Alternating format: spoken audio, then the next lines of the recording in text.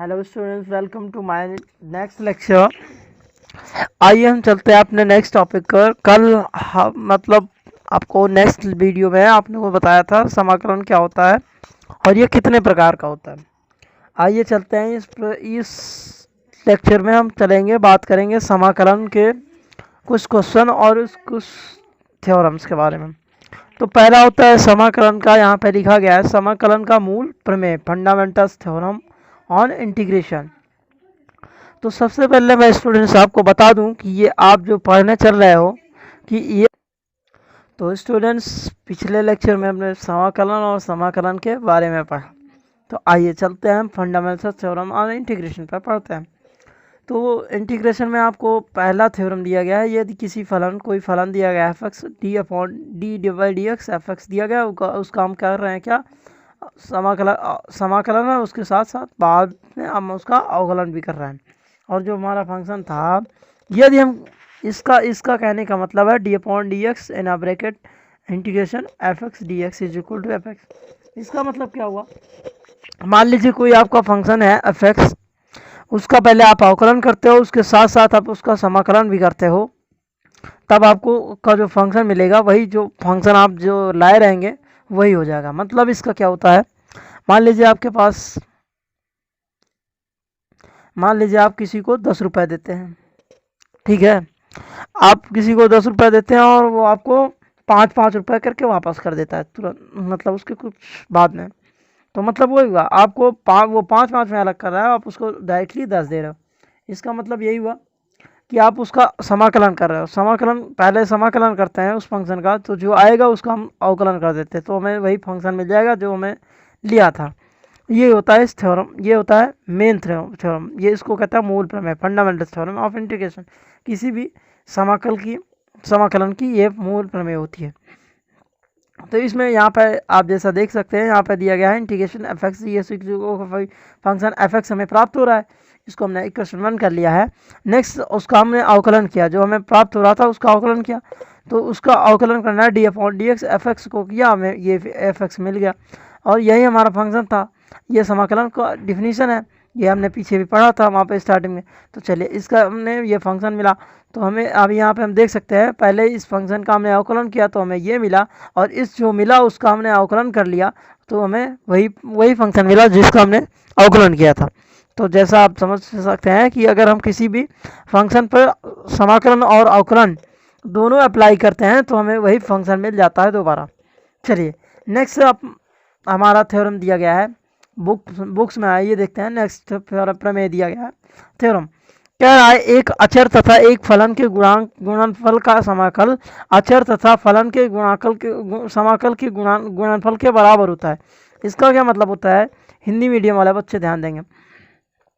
यहाँ पे लिखा गया है इंटीग्रेशन के into F X D x, कह रहा है कि आपका क्या है, कोई एक अचर फलन है। अचर फलन का मतलब क्या होता है, एक कांस्टेंट कोई वैल्यू है जो ना तो बढ़ सकती है और ना घट सकती है। अचर वैल्यू मतलब होता है कि एक ऐसा मान जो ना तो बढ़ सकता है ना घट सकता है, सदैव एक सा रहेगा, चाहे जो परिस्थिति आए हमेशा एक सा रहेगा। जैसे हमारा किसान होता है, चाहे बाढ़ है चाहे जो है, वो अपनी फसल पे अडिग रहता है, खड़ा रहता है। उसी तरीके से यहाँ पे कोई एक फंक्शन होगा, कोई एक फलन है जो हमेशा क्या रहता है, अडिग रहता है, वो मान लीजिए के है। चलिए अब उसका हम करते हैं समाकलन करते हैं। तो समाकलन करने पर जो हमारा के होगा उसका मान कभी वैल्यू नहीं चेंज होगा, चाहे उसका अवकलन करो चाहे समाकलन करो, जो करोगे हमेशा वही कांस्टेंट बना रहेगा।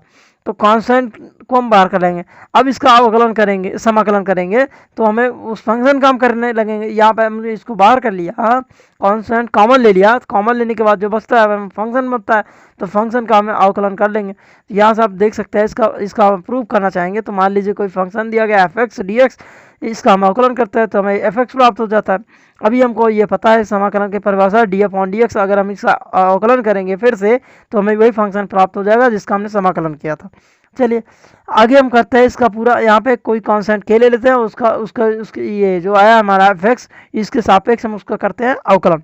अवकलन करने के बाद क्या होता है कि अभी आपको पता है के इंटू एफ एक्स दिया गया है ना, अभी दो अगर आपको वेरिएबल दिए गए हों और दो पद दिए हुए हों और गुणा उसका गुणनफल में दिए गए हों और उसका अवकलन क्या होता है, प्रथम पद गुणे द्वितीय पद का अवकलन होता है, प्लस द्वितीय पद इंटू ये होता है आपका, जैसे ये हो जाएगा, इसको हम कर सकते हैं और सिंप्लीफाई करेंगे।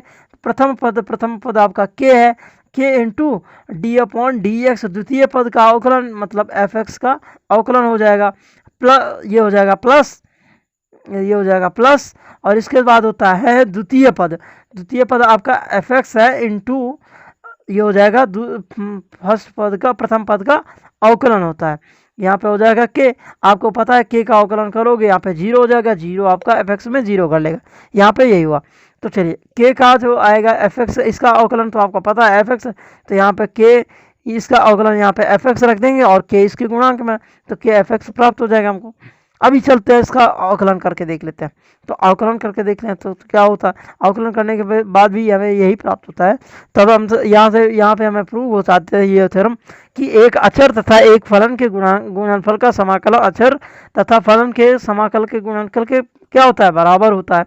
ये हमें फंडामेंटल थ्योरम यही बताती है। तो चलिए हम चलते हैं नेक्स्ट टॉपिक पे। हमारा तो स्टूडेंट्स हमारा जो नेक्स्ट पॉइंट है बहुत छोटा सा पॉइंट है, ये कॉमन चीज़ है, आइए देख लेते हैं। मान लीजिए आपको कोई फंक्शन दिया गया है f1x और प्लस f2x दोनों का समाकलन दे दिया है कि साथ में आपको करना है, तो साथ में दिया गया है, ये पहला फंक्शन है और ये दूसरा फंक्शन है, तो कहता है कि इसका हम अलग अलग जो फंक्शन निकालेंगे और उसको जोड़ लेंगे तो हमें वही प्राप्त होगा जो इसका समाकलन प्राप्त होगा। तो ये होता है पहला हमारा थ्योरम। ये तो बेसिक चीज़ है कि कोई मान लीजिए आपको चीज़ दी गई है, दो एक साथ में दो चीज़ दी गई है और पहले का आप उस फंक्शन के साथ समाकलन कर सकते हो और दूसरे का उसके साथ करोगे तो वही हमें प्राप्त हो जाएगा, उसको जोड़ लोगे, जोड़ने के बाद जो आएगा वही आंसर हो जाएगा। तो चलिए, तो नेक्स्ट स्टूडेंट्स हमारा आता है घटाव मतलब डिफरेंस में आता है हमारा डिफरेंस। मान लीजिए आपको टू फंक्शन दिए गए हैं, उनका आप डिफरेंस करना है, तो अलग अलग जो डिफरेंस आएगा उनका वही आपका ये फंक्शन में डिफरेंस में आ जाएगा। तो आपको ये बेसिक चीज़ें पता है। तो चलिए हम चलते हैं अपने नेक्स्ट क्वेश्चन पर। आइए हम चलते हैं अपने टॉपिक इस क्वेश्चन पर, क्वेश्चन की बात करते हैं समाकलन में। तो स्टूडेंट्स आपको यहाँ पर तीन प्रमेय हमने करीब करीब बताई है, और जो प्रमेय बेसिक्स है, जो क्वेश्चन में तो पूछी नहीं जाती है, पेपर में नहीं पूछी जाती है आपसे, ये पेपर में नहीं पूछे थे, जो थ्योरम से हमने अभी बताया ये पेपर में तो नहीं पूछा जाता।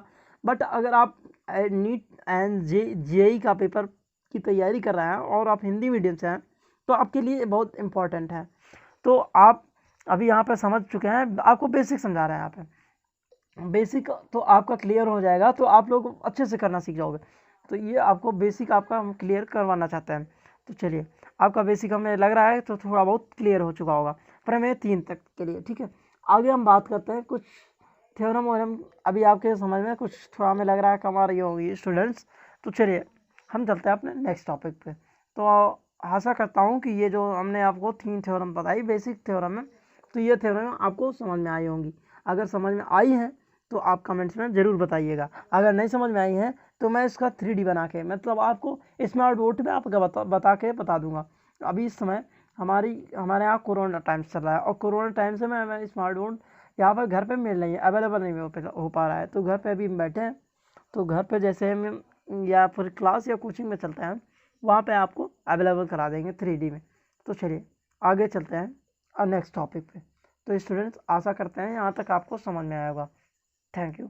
चलिए आप चलते हैं नेक्स्ट वीडियो में, आपको बताते हैं समाकलन क्या होता है या फिर समाकलन से जुड़े कुछ क्वेश्चन लेते हैं। तो चलिए नेक्स्ट वीडियो में, थैंक यू।